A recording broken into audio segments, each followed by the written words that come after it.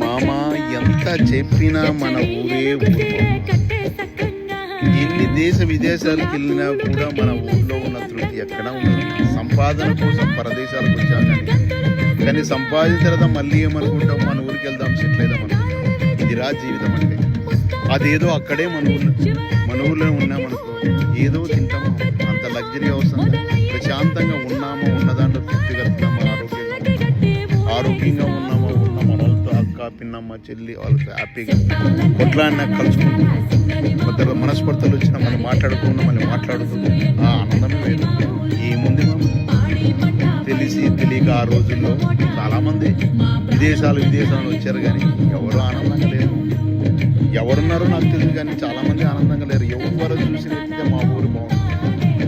ఊర్లో పుట్టినోనికి వాడి మనిషి ప్రపంచమంతా తిరిగిన మనసు మాత్రం ఊళ్ళోనే ఉంటుంది. అదే బాగులేదు.